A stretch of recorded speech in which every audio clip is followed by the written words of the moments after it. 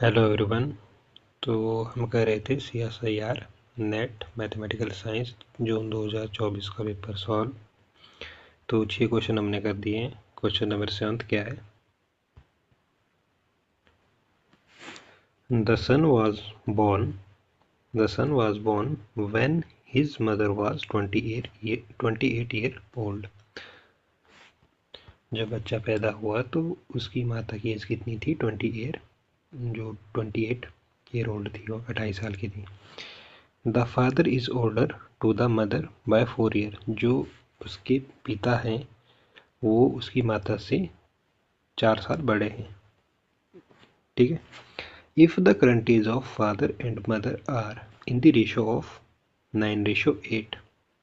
जो current as है उसके फादर और मदर की वो है 9:8 में। तो what is the current age of the sun? तो हमारे को उसमें क्वेश्चन में पूछा गया है कि जो बच्चे की करंट एज क्या है। तो इसमें गिवन क्या है? मदर की एज दी है और फादर की एज दी है। ठीक है। तो हमारे को और साथ में करंट एज की रेशो भी दी है। तो हमारे को निकालना है सन की करंट एज। तो करते हैं इसको स्टार्ट। तो हम क्वेश्चन से ही लेंगे इसको। तो लेट हम मान लेंगे कि let the current age of mother be 8x year. ठीक है। उसमें क्या दिया था कि जो हमारा रेशो में गिवन था दिया हुआ कि if the current age of father and mother are in ratio 9:8। तो हमने मान लिया कि जो ऑब्वियस सी बात है कि जो मदर है वो 4 साल छोटे हैं फादर से। तो जो हमारे पास let the current age of mother भी हमने मान लिया वो 8x है। ठीक है। हमारे को रेशो दी हुई 9:8 मदर और फादर की करंट एज की। तो फादर की थी आएगी 9x और मदर की आएगी 8x। ठीक है। तो the current age of father की आ जाएगी हमारे पास 9x ईयर। ठीक है। ये हमने लेट कर लिया, पहले क्वेश्चन में गिवन था तो हमने लेट कर लिया, मतलब उसमें रेशियो में था दिया हुआ, हमने इस इक्वेशन में बनाना है पहले। यहाँ तक क्लियर हो गया। और क्वेश्चन में ये भी गिवन दिया है कि we know that father is 4 year older than the mother. ठीक है। वो क्लियरली दिया गया है कि जो फादर है उस बच्चे के वो उसकी मदर से 4 साल बड़े हैं। तो जो हमारे पास इसको अगर इक्वेशन टाइप में लिखें हम तो ये आ जाएगा हमारे पास 9x is equal to 8x plus 4। ठीक है। अब 9x क्या थे? उसके फादर की करंट एज। ठीक है। करंट एज जो हमने इधर देखा ये the current age of father will be 9x। ठीक है। ये left hand side we know that father is 4 year older than the mother. तो इसको अगर इक्वेशन में लिख दिया तो आ जाएगा हमारे पास 9x आ गई फादर की करंट एज, और मदर की करंट एज थी हमारे पास 8x प्लस जो ये 4 है हमारे पास। ये 4 क्या है कि जो उसके फादर है, ठीक है, वो उसकी मदर से 4 साल बड़े हैं। तो इसलिए हमने इक्वेशन में लिख दिया 8x plus 4। The father is older to mother by 4 year. ठीक है। तो ये इक्वेशन बन गई।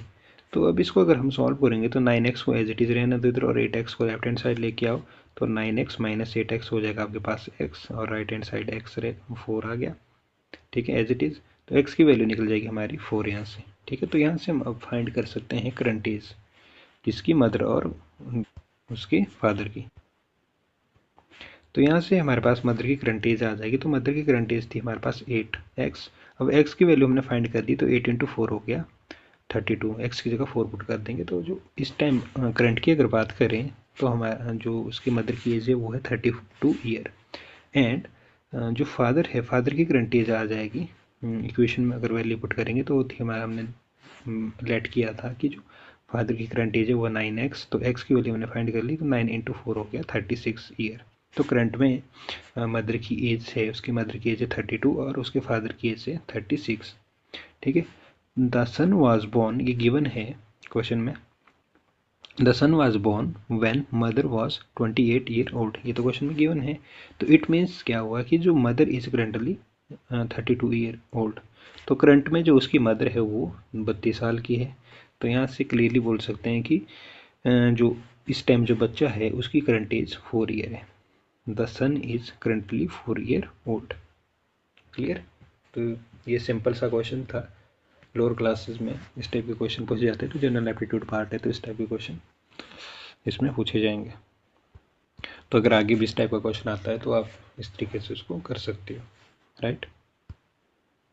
तो इसका हमारा ऑप्शन हो जाएगा ऑप्शन 3।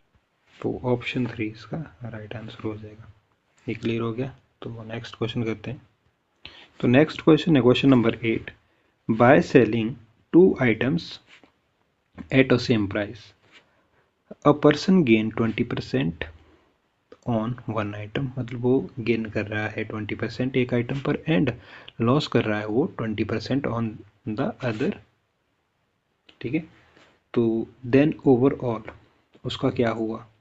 ही नाइदर लॉस और गेन, ही लॉस 5%, ही लॉस 4%, ही गेन 4%। तो ये हमने बताना है इसका आंसर। तो करते हैं इसका सॉल्यूशन। सबसे पहले इसमें जो कॉन्सेप्ट यूज होगा, ठीक है, वो होगा नेट लॉस का। क्लियर। अब नेट लॉस का क्यों होगा वो भी हम करेंगे डिस्कस, पर नेट लॉस का पहले फॉर्मूला पढ़ लेते हैं कि होता क्या है।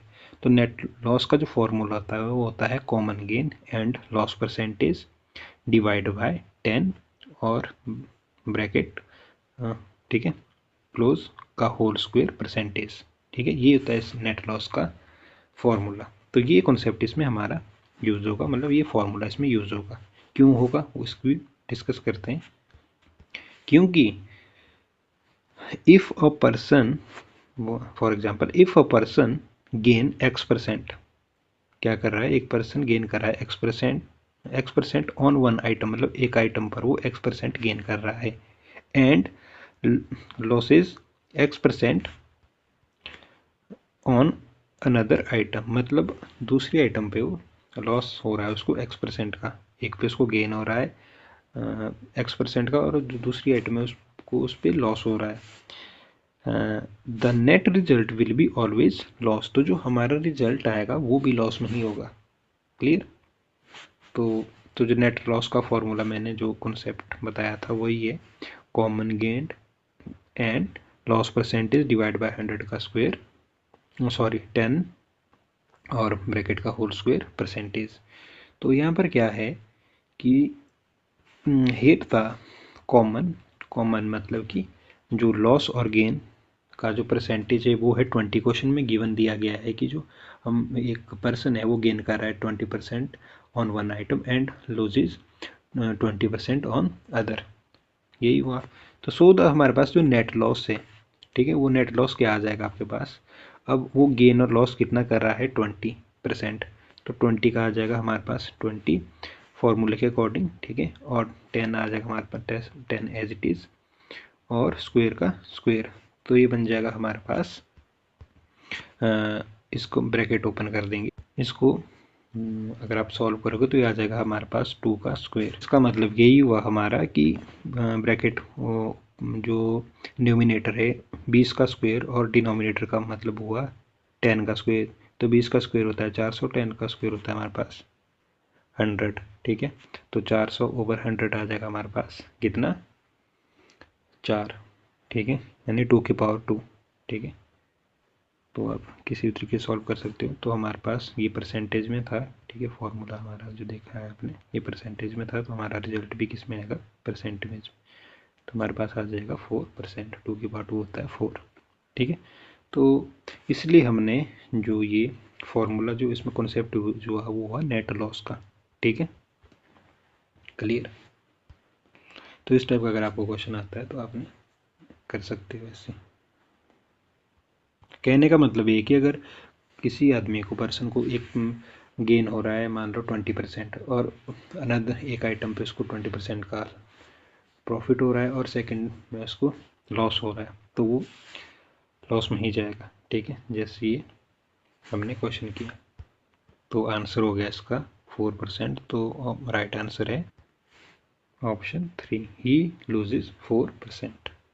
तो क्वेश्चन नंबर 9 है, ये प्रोबेबिलिटी से रिलेटेड है, आपने बीएससी में पढ़ा होगा, +1 2 में भी आई थिंक है इस टाइप के question. An experiment consist of tossing 4 coin independently. The outcome of experiment is considered favorable if the number of head is greater than number of tail. क्या बोला कि जो the outcome of experiment is considered favourable कब होगी, जब number of जो head है वो ग्रेटर होंगे नंबर ऑफ टेल, मतलब head is greater than number of head is greater than number of tail, the probability of favourable outcome for a single experiment. तो हमारे को क्या निकालनी है, प्रोबेबिलिटी किसकी, of favourable outcome for a single experiment के लिए निकालनी है। ठीक है, ये हमारी इसमें कंडीशन है। तो करते हैं इसको सॉल्व। तो सबसे पहले तो हमारे पास यही आता है कि जब कॉइन को टॉस किया जाएगा, व्हेन टॉसिंग 4 कॉइन, जब 4 कॉइन को टॉस किया जाएगा तो क्या होगा कि जो each coin has 2 possible outcome. ठीक है, तो कॉइन की पॉसिबल आउटकम क्या रहती है, या तो उसमें हेड आएगा या तो टेल आएगा, या टेल आएगा या हेड आएगा, एक ही बात, मतलब उसमें दो ही होता है, हेड और टेल होता है। ठीक है, यही होता है। तो कॉइन की हमारे पास 2 ही पॉसिबल आउटकम होती है, हेड और टेल, चित और पट। तो therefore the number of possible outcome, तो कॉइन है हमारे पास हेड और टेल, हमने दो बताई उसकी पॉसिबल आउटकम, तो 2 का हो गया 2। अब कॉइन कितने कर रहे हैं हम टॉस, 4, तो 2 की पावर हो गया 4। ठीक है, अब 2 की पावर 4 होता है हमारे पास 2 इंटू 2 इंटू 2 इंटू 2 होता है हमारे पास 16। ठीक है, वो 16 हो गया। अब वो जो 16 हमारे, तो हम क्या बोल सकते हैं कि जो हमारे पास नंबर ऑफ पॉसिबल आउटकम है वो है 16। ठीक है, और वो 16 आउटकम क्या क्या है, वो है head head head head, head head tail tail, head head head tail, head head tail tail, head tail tail tail. ठीक है, और इसी तरीके से हमारा ये टेल टेल टेल अब यहाँ तक है, मतलब ओवरऑल हमारे पास जो 16 जो पॉसिबल आउटकम है, ठीक है, वो मैंने इसमें मेंशन कर दी है। क्लियर, इससे आपको हेल्प मिल जाएगी कैसे, वो मैं बताऊंगा। अब हमारे से क्वेश्चन में क्या पूछा था, a favourable outcome occur when the number of head is greater than number of tail. ठीक है, तो जो हमारे पास फेवरेबल आउटकम कब होगी, जब हमारे पास जो नंबर ऑफ हेड है वो ग्रेटर होंगे नंबर ऑफ टेल। ठीक है, तो इसका मतलब क्या हुआ कि in a 4 coin tosses we need 3 head and 1 tail. ठीक है, इधर 1 आएगा, तब हो सकता है हमारी ये कंडीशन, या हमारे पास 4 हेड चाहिए 0 टेल चाहिए, तब जाके जो हमारे जो हमने इसमें क्वेश्चन में बोला है कि if the number of head is greater than number of tail, तभी हमारी ये कंडीशन सेटिस्फाई करेगी।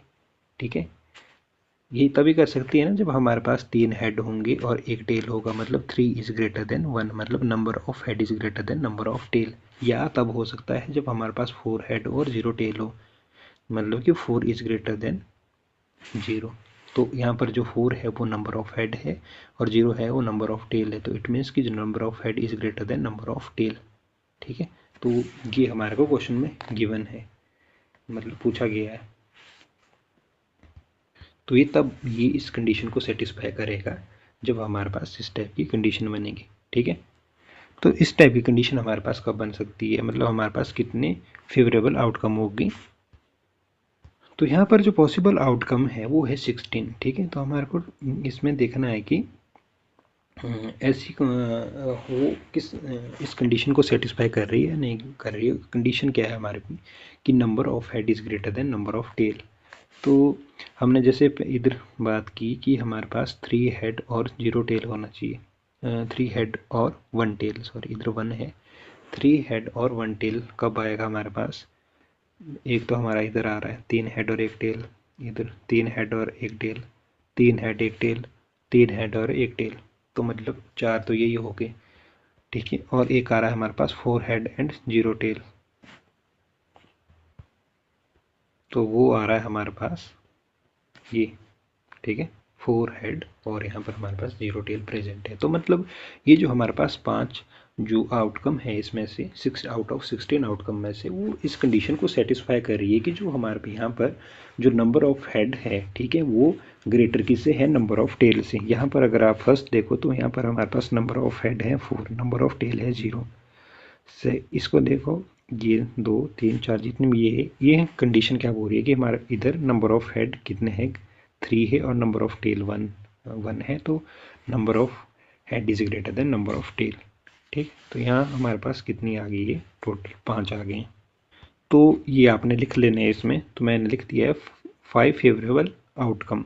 ठीक है, ये पूछा था हमारे से क्वेश्चन में, तो जो कि हमारे पास जो मैंने आपको बता दी है 5 है। Head head head head head head head tail head tail head head head head tail head tail head head head. ठीक है, तो ये 5 जो फेवरेबल आउटकम है वो इस कंडीशन को, जो हमने ये बोला, जो हमारे से पूछा गया था कि जो नंबर ऑफ हेड है वो greater than number of tail है, तो वो इस कंडीशन को सेटिस्फाई कर रहे हैं, जो ये हमारे पास 5 आउटकम है।